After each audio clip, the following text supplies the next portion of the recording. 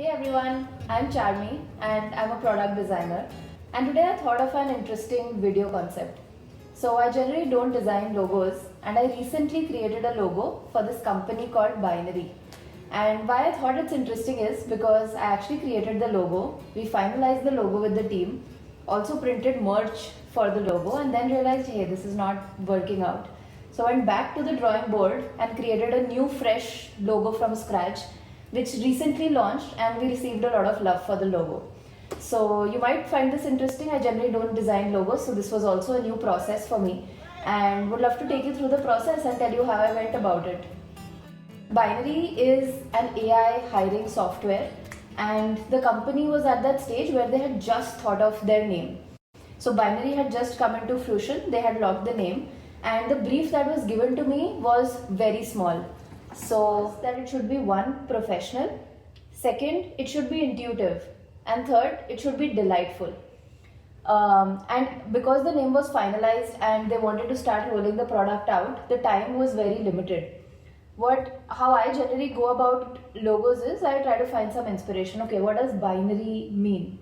Binary in the real world, this is the sort of mood board I had created. It could be a switch, which is either on or off.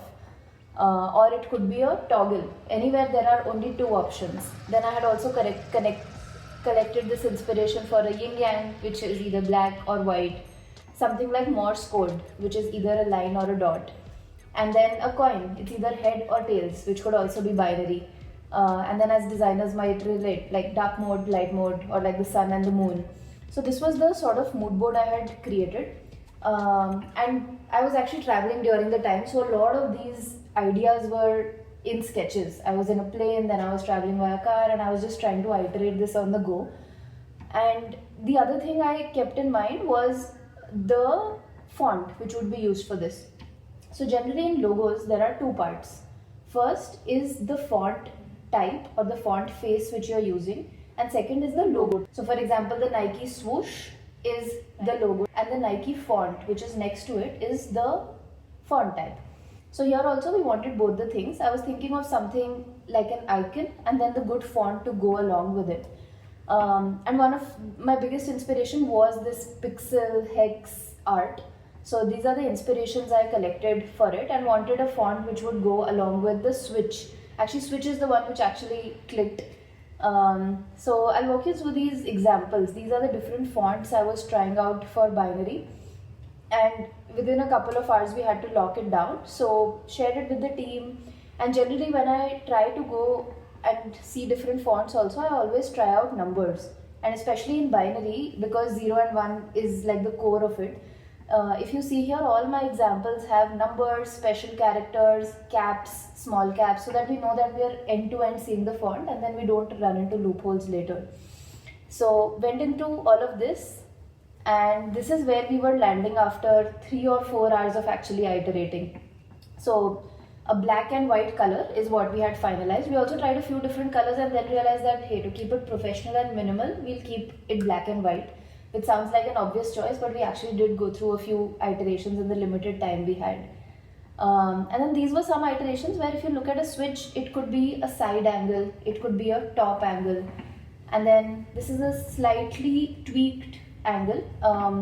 If you see a switch from a slightly top view, then there was one where you could see a 0 and 1, or you could see this slight tip on the, or you could see this slight way which adds that affordance that the switch needs to be clicked from here. I actually liked this one, which gave some angle to it, but eventually we shared it with the team and they ended up liking this logo. So yes, within less than 24 hours after the name was finalized, we went through colors, fonts, finalized the logo, what the concept should be, and this is the logo. And then I put out a tweet asking for which are some good t-shirt companies, so because we wanted to get this printed, and then they wanted to share this merch and t-shirts with users, investors for binary. So we put this tweet out, got a few options, and we actually ended up printing merch for this as well. These are like bookmarks that we ended up printing, and the logo is actually behind. And in fact, the t-shirt that I'm wearing right now is also a binary t-shirt. So the idea was to have fun creative ways which is intriguing on a t-shirt. So for example, this t-shirt has been a conversation starter many times where people ask, hey, what is this building in 010100? And also to share a few more examples, like this was one of the options that we thought, if we have a hiring t-shirt like join us, O's will always be zeros and I's will always be ones. So this was one of the concept. Then there was another one that there are 2 types of people in the world, and 2 in binary means 10. So this is like there are 10 types of people in the world. So yeah, in short, we printed out all of this thing, and when we showed it to friends and users, we realized, hey, this is not making sense at all. So if you look at the logo, some people thought this is an iPad. Some people thought it's an underscore, how you use in coding. So they thought binary is a coding company. Then we also heard things like a face, a human face with a smile at the bottom. So clearly it was not a logo one which was very intuitive, and there was zero recall to this logo. So while the logo redesign was not in the top of our minds, I don't think I was very happy that the logo is not making sense for people. This went live, this was already on the website, but in the meantime I just created a WhatsApp group where I started sharing some logo inspirations.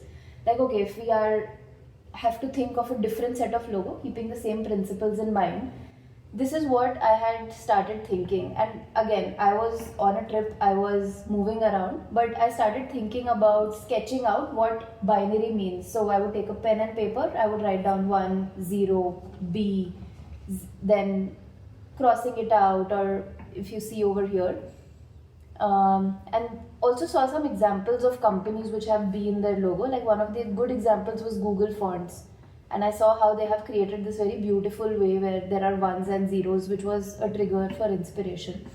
So again, I thought we need to change the font as well if you're changing the logo type, and eventually went through like 20 odd iterations with this playfulness of 0 and 1.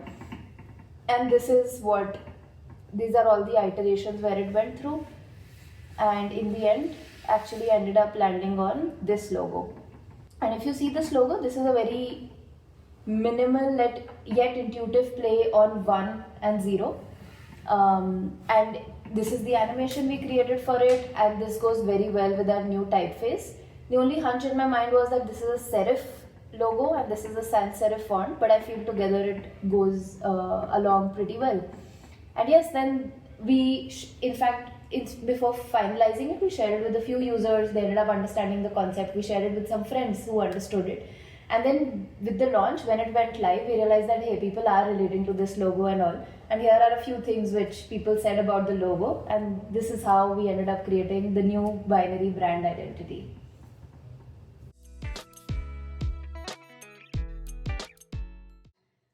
If there's one book on logo design I would recommend, it is this one, Logos That Last. You should check it out.